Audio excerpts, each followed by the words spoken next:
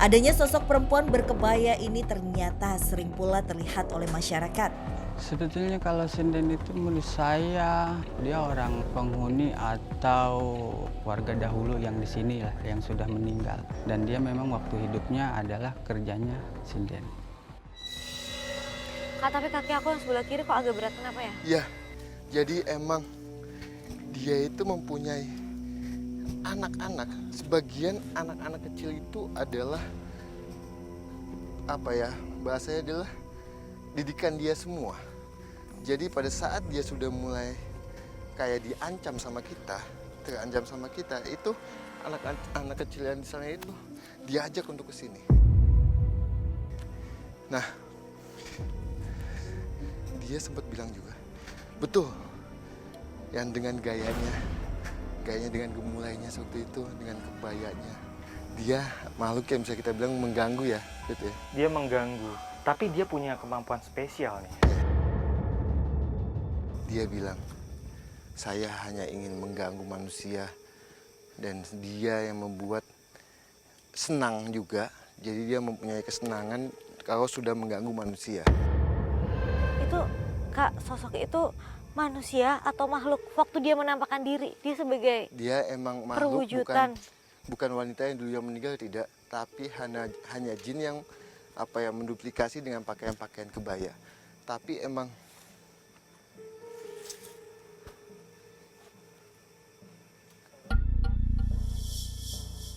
jadi makhluk ini adalah hidup di Tanah Kulon, Tanah Sunda. Jadi emang dia makhluk yang dulunya itu emang sampai saat ini hidup di Tanah Sunda. Dengan pakaian-pakaian kebaya yang tadi saya bilang, kebaya itu bukan adat Jawa, tapi melainkan adat Sunda. Jadi model-modelannya kayak wanita-wanita Sunda yang menggunakan kebaya kayak gitu. Dia punya kemampuan spesial nih, Iya. saya tahu. Kamu suka diminta tolong ya?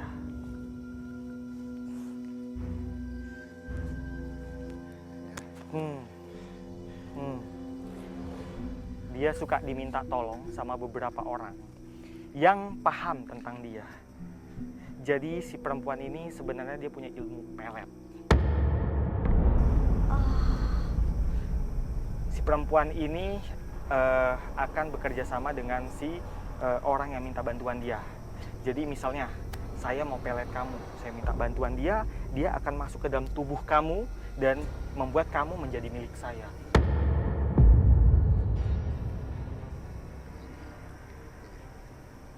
Kak Den merasakan apa? Entah apa yang dilihat oleh Den Ananda, tiba-tiba saja Den berlari menuju sebuah tangga yang tinggi seolah melihat sesuatu dari kejauhan. Aku kaget banget sih, Kak. Aku lemes karena itu tinggi dan dia tiba-tiba naik gitu. Akhirnya aku coba senterin, ternyata dia berkomunikasi dengan sosok. Assalamualaikum. Tiba-tiba Kak Den kayak ngeliat sesuatu terus dia mau ucapkan salam. Assalamualaikum. Di sana, di tengah-tengah danau, ada suatu kampung yang sangat bagus sekali. Di situ, ya, Kak Den kelihatan kayak berbicara dengan seseorang. hei, ya. Sepertinya ada sesuatu di sana Jadi yang di sangat tengah luar danau biasa. itu ada suatu kampung yang sangat banyak penduduknya. Dan Kak, turun, Kak. oke, saya akan komunikasi di bawah. Tunggu saya di bawah. Tunggu.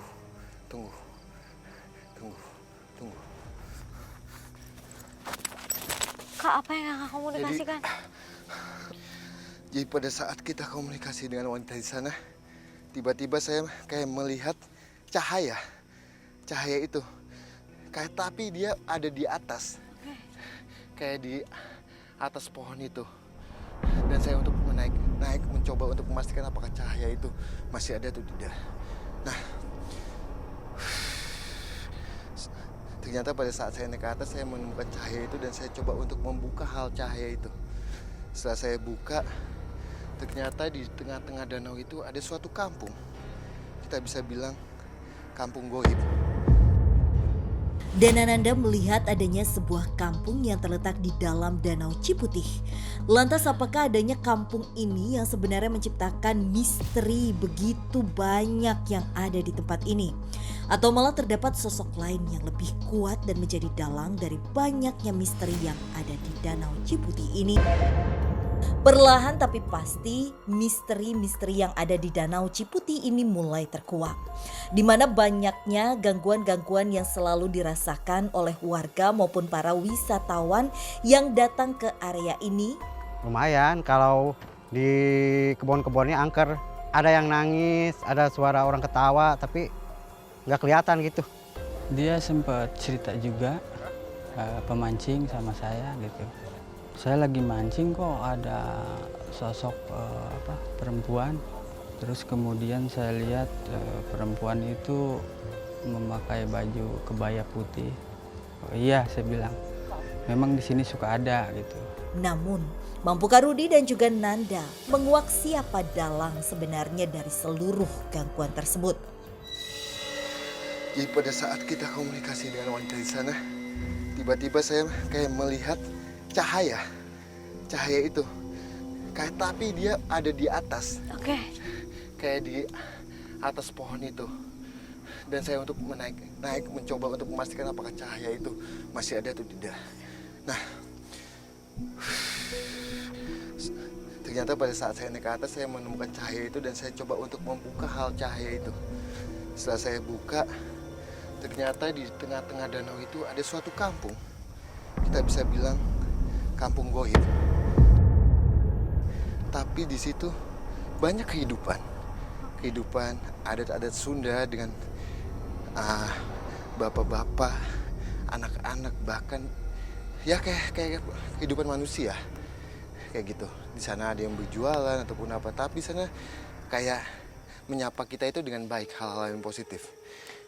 Berarti dia nggak mengganggu Kak sebenarnya? Sangat tidak mengganggu. Tapi di situ ada salah satu, kita bisa bilang ketuanya, atau bahasa kita adalah ketua adat. Hai, Assalamualaikum Ki. Ayo datang sini. Kamu saya undang. Nanda mencoba berkomunikasi dengan sosok ketua adat dari kampung goib yang ada di danau. Dia lagi bertarung atau emang dia lagi ngobrol? Jadi, sebenarnya, Kak?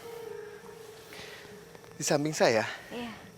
ada sosok laki-laki tua dengan pakaian-pakaian dengan udeng-udeng hitam, pakaian hitam dan celana hitam semua dengan sabuk kayak keemasan, modelannya kayak emas. Namanya adalah biasa dipanggil Ki Jalak atau Kiai Jalak. Dia adalah salah satu ketua adat di kampung goib itu. Nah, dia itu yang memantau di sekeliling danau ini supaya tidak dijadikan hal-hal yang negatif. Kak, tapi kampung goib ini tuh adanya sebelum ada danau ini atau sesudah? Dan si Ki Jalak tadi itu emang dia udah dari dulu banget atau? Ya, jadi kampung ini sudah ada sebelum danau ini dibuat. Semenjak masih hutan lah ya. Hutan, kampung ini sudah ada, tapi adanya itu di tengah-tengah danau ini. Nah, saya nggak tahu ya, hitungan zaman jin sama kita itu kan beda banget. Dibilang udah sangat lama sekali kampung ini sudah ada. Dia salah satu ketua adat yang memantau penduduk-penduduknya supaya tidak mengganggu di wilayah ini. Dan emang penduduk-penduduknya itu bahkan menyapa kita pada saat saya buka kampung itu untuk bisa melihat kampung itu. Dia menyapa kita dengan senyuman betul-betul kayak, ayo kalau kamu mau, ayo ikut ke saya. Kak, berarti visualisasi kampung ini tuh dia bener-bener terlihat suram atau terlihat sangat bagus sekali. Bahagia. Auranya berarti positif, Kak? Positif sekali. Jadi kampung itu, penduduk-penduduknya itu kayak, kalau saya melihat itu nyaman di sana. Adem gitu. Dia itu kayak anak kecil pun tidak ada yang dengan fisik yang sangat-sangat bagus sekali. Yang ganteng, bahkan yang cantik. Dan emang kalau yang tua atau tidaknya itu kayak emang cantik atau jeleknya pun juga sudah biasa lah ya. Kayak gitu. Cuma emang Di sana itu mempunyai ketua adat yang bisa kita panggil Ki Jalak atau Kiai Jalak. Berarti Ki Jalak ini membawa para penduduknya ini ibaratnya menjadi ekosistem yang sangat baik ya Kak? Ya, jadi emang dia supaya menjaga danau ini tidak dibuat hal-hal negatif. Lebih ke sana juga. Awas, hati-hati. Kayaknya ada sesuatu yang nggak bagus itu. Auranya negatif Kak Rudi. Itu siapa, Ki? Itu siapa, Ki? Hah? Lagi dan lagi. Dan berlari seolah mengejar sosok yang ada di tempat itu. Entah seberapa kuat sosok ini sehingga ketika sedang berhadapan dengan sosok tersebut dan Ananda hampir tercebur ke dalam danau Ciputih. Jangan bawa saya. Den, hati-hati. Jangan bawa saya.